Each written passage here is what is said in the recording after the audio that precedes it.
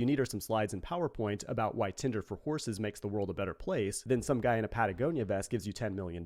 You're a tech bro now and need to put that money somewhere, and who better than Silicon Valley Bank? Things were great for SVB when interest rates were low, and it became the 16th largest bank in the United States with around $175 billion in customer deposits. To make a return on this cash, they invested in bonds and mortgage-backed securities, often with 10 or more years to maturity. The problem is that when interest rates go up, bond prices go down, and this led to a mismatch between assets and liabilities. When people got wind of this, it led to an old-fashioned run on the bank where everybody started to panic and withdraw their money. The government, who insures deposits up to $250,000, stepped in quickly and shut down the bank to minimize their losses. Sounds pretty crazy, but who's actually going to lose money here? Well, if you have less than $250K in this bank, then you lose nothing because that money is fully insured. However, most tech startups likely have more than that in the bank, and at least 85% of deposits were uninsured, and that money could end up getting a haircut.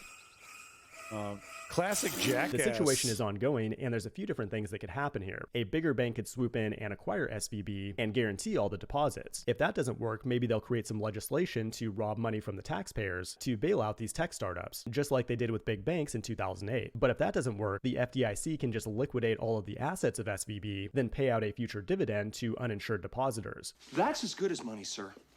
Those are IOUs. So at the end of the day, depositors will get most, if not all, of their money back. Shareholders, though, are pretty much screwed. They got bailed in and now face a total loss. Luckily, though, the bank's top executives were able to sell millions of dollars in stock over the last few weeks, so they'll be just fine. The most interesting thing about this situation, though, is the contagion.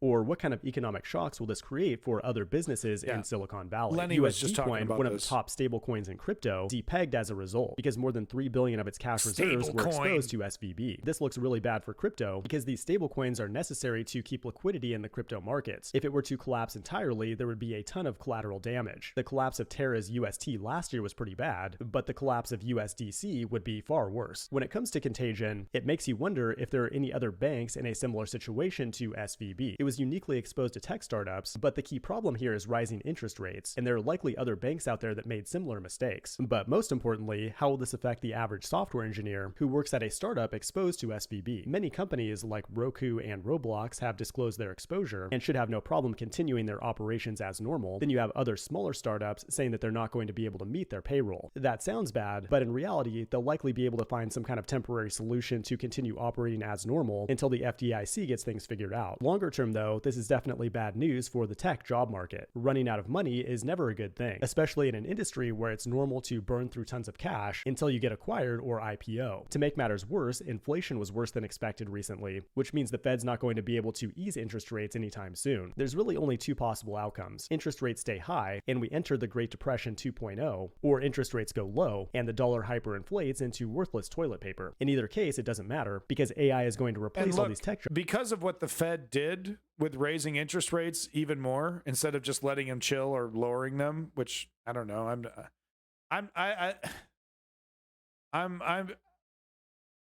we got to get inflation down, but their only solution in getting inflation down is lower wages, reduce jobs, reduce growth, when they should be going after profiteering and, you know, trying to redistribute some of that money back into the economy, money that's being hoarded by the billionaires. Their only solution is that. But the fact is, that will cause a recession. It's a guarantee. It caused a recession the last 12 times that they've done it in this pattern. So it's a guaranteed recession. Jobs anyway, and that's why you should learn to mine as soon as possible. This has been the Code Report. Please learn to mine. This guy's fucking hedging on Bitcoin. Okay, bud. Stable coin my dick. Here's where what the European stock market plunge means in the U.S. So this is breaking news. Wealth. Good morning to you. We're all trying to make sense of what we're seeing out of Europe this morning, what the impact of these European banks are going to mean. You think so, Lenny? We're just discussing what that therefore means to the Federal Reserve and our own markets, and you're seeing a key off of it. But what's your take? Yeah, clearly there's now a shift back to this risk-off tone with rising risk of the banking sector, not just in the U.S., but now also in Europe. But we're really not certain that that would change the Fed's course, mostly for next week's meeting, just because of that hot CPI print and really that core, super core services CPI that really accelerated yesterday. And so I think that that keeps the Fed engaged in the inflation fight. And it doesn't necessarily mean that the Fed's going to pause in May as well, because if we think of when the May meeting comes, it's at the very beginning of the month, which means that they'll only have March data to make their decision. So unless we have another banking issue within the US, it could mean that we still have further rate hikes ahead. When you look, though, at what Jay Powell has to do and how he has to consider or not, this was the discussion, how much does he have to consider what's happening now in the European markets? That's the ratio. Well, the problem is we've seen Powell, or we've seen the Fed pivot for a lot less. We've seen the Fed pivot in 2018 because of short-term. Yeah, no, she makes a good point, right? We've seen the cowardly Fed like back down, you know, at a fucking, you know, at a little baby fart, right? But this, we're like, nope, we're gonna, you know, they must know something we don't. Funding markets 2016, oil and gas banks go back to 1998 with LTCM. Arguably, the size of SVB, as well as what's possibly happening or brewing within Europe, would have normally argued for the Fed backing off. But the difference today is that inflation is still very hot. So to Melissa's point, as you're balancing this trade-off between financial stability and price stability, the challenge you have is that they haven't had to focus on price stability in the past times that they've pivoted. And so that likely means that the Fed is caught in this corner of having to choose between the two, which just means that there's still very great uncertainty about the. They just have no choice. They have no choice. They got to offload all the suffering to the lower and middle class. There's just nothing we can do. You know, as we stand in an arena with 5 individuals with mountain-sized piles of cash that are doing nothing, they're just hoarding it like fucking Smaug in The Lord of the Rings, or The Hobbit, sorry. You know what I mean? They're just hoarding this money. They're just sitting on it, doing nothing with it. All their ill-gotten gains that they got from COVID. Policy path ahead.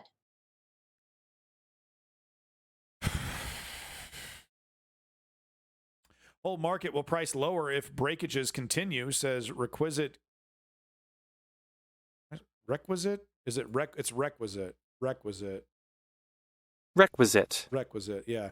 Requisite Capital Management's Talkington. This guy's name is Talkington. Get a fucking monocle at that point. I'm sorry, buy a monocle. Your name is Talkington. You're a finance capital fucking manager. Bro, they should hand you a monocle. Like, no, you're not allowed to wear glasses anymore, dude. Here's your fucking Monopoly car. So where do you come down on this, Steve, as you're thinking about what happens next, Steve Weiss? You know, I sort of go back and forth, candidly, Scott. I mean, I think the Fed can not hike and still get their message very clearly across. So right now I'm 50-50, and that's changing minute to minute. So inflation's still stubbornly high. We've gone through the easy part of taking inflation down, right? And now will stay at 5 to 6% for a while. The risk to the Fed is that the markets then open up again, that you have liquidity because everybody says the market's done, and then everybody parties on. So they've got to be very careful. I don't know about that. I don't know about that. I mean, I think this time may be a little different. Right? Really? You don't know about that? Really? You don't think that the greedy slime bags at Wall Street wouldn't immediately start taking the opportunity to make more money the moment that they see liquidity increase even a little bit? I don't know about that. No, people use their common sense in Wall Street. There was a big shock this weekend, and I don't think it's okay, you know, they're not going to go next week. It's party on. I think part of them not going next week is, okay, this is legit in terms of the seriousness of it. Yeah. And it's not. Let's just start throwing money hand over fist into stocks. Because Wall Street doesn't do that at all. So I think that they can do the same thing with very strong messaging, saying that we're not done necessarily. We're going to watch it. If inflation remains high, we'll be coming back to it. And at this point, I believe Powell's got enough credibility in the tightening cycle where he can get away with that. Look, what we're seeing in the market is playing out according to script. Do you live in the Wild West? What are you talking about? Inherited some gold? What did your family fucking rob a stagecoach and buried it in the backyard or something? What the fuck? And not SVB. That I don't think anybody predicted that, except maybe some who were shorted. But in terms of not knowing where you're going to see the effects of the Fed's massive tightening cycle. It happened to be there, but I can guarantee you it's going to be in other places. So I believe the debate between whether it's a hard landing or a soft landing. Oh, it's a hard landing. It's ridiculous. It's great cocktail talk, but the point is the economy's direction is down. The market direction is down. That's what they want. That's really all you have to know. That's what they want. The Fed wants. It's the only, in their eyes, it's the only way to correct this problem is to induce a recession. And the Fed, the important thing is that while we're seeing the SVB issue and the tightening of lending standards, absolutely, that you're just at the tip of the spear in terms of the impact of the Fed tightening cycle. R.I.P. to your aunt, Patriot. So there's no way, in my view, that the market's going up. Market still is the easiest to analyze I think I've seen in 30 years being in the market at this point. Yeah, no, you've been on the right side of it from the get-go. That's been clear to all of us and our viewers, too, I think, at this point. By the way, the Dow's down about 657. I'm looking here at the bottom of the screen that's in front of me here. That's better than 2% decline for stocks. All right, Bryn, just threw the ball to you. You want to run with it where? Yeah, well, I want to hit on two things. I want to go back to what Joe said about, this reallocation continues. He's very spot on as people are selling commodities, selling financials, moving into technology. My question, though, is that I'm asking myself, if we go into this contraction, as I thought we should continue to go through the economic cycle, I don't think we continue to have this. We should raise your fucking taxes is what we should do, lady. We should raise your fucking taxes is what we should do. Reallocation, because once you go into a contraction and if things continue to break, what you don't want to own are economically sensitive areas like financials, industrials, real estate, and energy. And so right now technology is definitely held up. It's doing very well. It's but my question is, I don't think that actually does continue because I think the whole market as a whole will have to price lower if we continue to get these breaks. Because if the Fed does have a Fed put, it's not at 3850 on the S&P. That is not happening. And so it would have to be much lower. So I still think investors need to remain incredibly cautious, defensive, because to Steve's point, I think this is the tip of the spear on what else happens next. And the markets are going to remain really skittish on any type of news that comes out, like the Credit Suisse, which is really like a penny stock and shouldn't be that big of a deal. But it is a big deal today. Yeah, well, it's been a big deal that's been sort of simmering, festering for a while. Wolf Research, by the way, says the Fed put is back in place. Ed Yardeni made the argument here yesterday that the Fed put is back. Jason Snipe, what's happening, as Joe was just pointing out, as Bryn was talking, his oil's slide continues. $66, 66.44 is where I'm looking at the oil trade. You could probably overlay an S&P chart or a Dow chart to crude today on an intraday basis, Lenny, and as crude goes lower, the market goes lower. Your thoughts on that? Agreed, Scott. So oil obviously is down 11% year to date, and what I think is being baked in is a recession. A recession sooner than later, and that's likely usually when we see oil prices. I wasn't making fun of Snipe as in a black context. I was making fun of Snipe as in the market context, right? Because it'd be like a market guy being named Johnny Money, okay? Start to pull back the way that they are, and there's really no cred to China coming back online. Generally speaking, that would be inflationary for the oil trade, but it's really not. And I think there's just overall risk-off sentiment is not great, and I think that's why the energy trade is pulling back. And remember, energy was a great contributor to earnings this quarter, but that's likely also going to slow heading into the rest of the year. So there's definitely concern, with energy below, trending at 70 and below 70. I think that's definitely a concern going forward for the markets. Bill Baruch, yes. What are you gaming out here? Ironically, today's I'm on my Game Boy. I'm playing Super Mario Bros. World 2, one where Wario's the boss at the end. It's really good.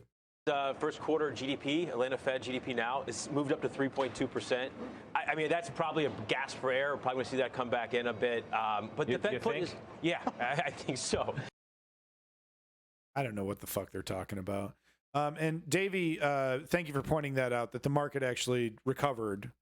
Don't let those, that was from yesterday, I believe. And I should show markets up Switzerland. Yeah, okay. This was for 7 hours ago, and this one was from yesterday. Okay, we won't show that one, but let's go ahead and show this one's a little bit more recent. We can see some more recent numbers. This one's from 7 hours ago.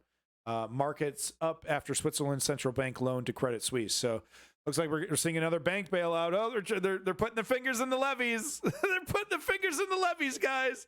Let's see how long they can keep this fucking clown circus going. On the global markets over banks. This morning, Switzerland's central bank is making an extraordinary move to restore confidence, throwing a lifeline to Credit Suisse Bank. Scott joins us now for more on this story. So, Scott. Bro, I get getting Suisse messed up. How do you get credit? How do you... I think she was trying so hard to get Suisse right that she screwed up credit. To Credit Suisse Bank. Scott joins us now for more on this story. So, Scott, an institution with a long history here, 166 years. So what is the latest?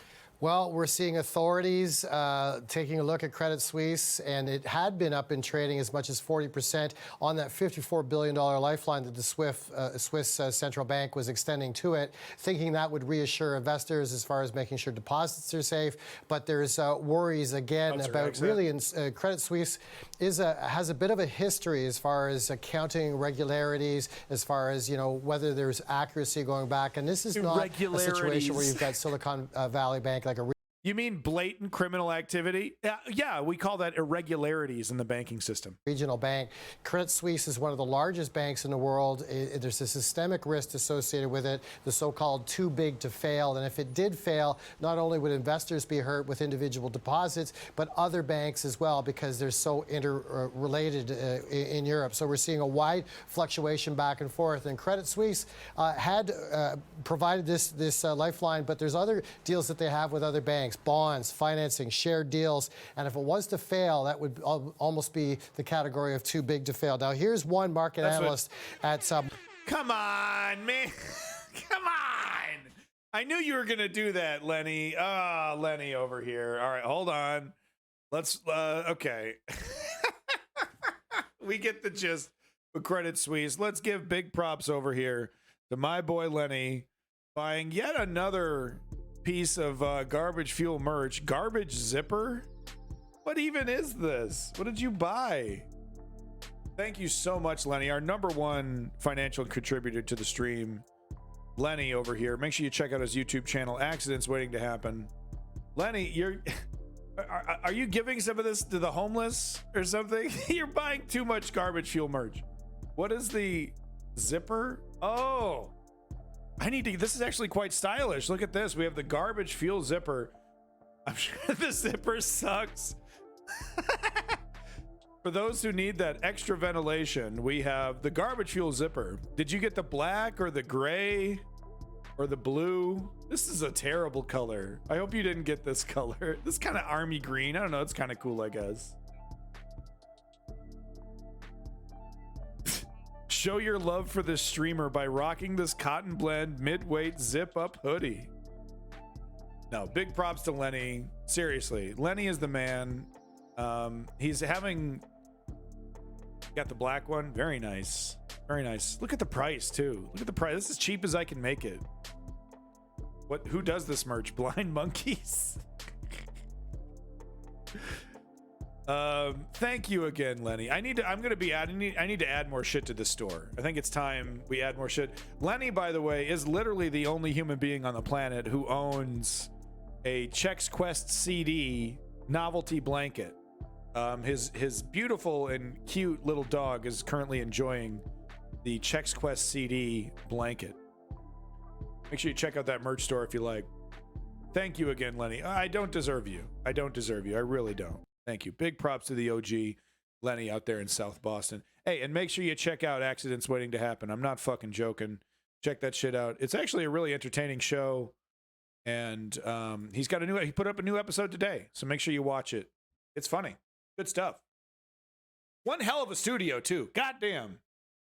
All right, so you get the gist. Let's finish this up. It's only Market Vector, sort of analyzing what went wrong at Credit Suisse. Yeah, you are. Credit Suisse has been a story that's been playing out for a number of years over time. Exactly, woke patriot. But it's still generally a story of bad, corporate management, and investors are now focused on it. And it's not just investors, but the rest of the world and government as well, as far as extending that $54 billion lifeline. The Swiss cabinet is now holding what they're calling an extraordinary meeting to deal with the systemic risk of Credit Suisse going forward. And also we have Christine Lagarde, she's the president of the European Central Bank, saying that this is not just a local bank, that this is a global situation. And hence we're seeing a lot of worries, and have been over the last few days since that Silicon Valley Bank collapsed just last Friday. So it's a criminal organization. So what should you do with a criminal organization that refuses to, follow the rules and is obviously affecting and hurting millions of people? Well, you should just bail it out with an interest-free loan and allow them to continue business as usual the moment that they're back on their feet, right?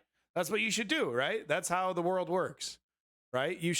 We should reinforce this idea that criminals should be able to commit crimes and just get little slaps on the wrist and just make that the cost of doing business. That makes perfect sense.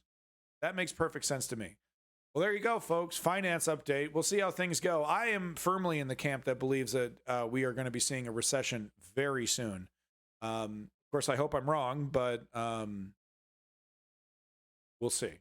And I do recommend that if you are doing anything related to finance, that you do what you can to protect yourself, diversify, and also put your money into less risky assets. And you should do that before there's a major crash. So I'd recommend doing that now. But hey, I'm just a jackass. So what do you want to know? Right? What do I know? Thank you so much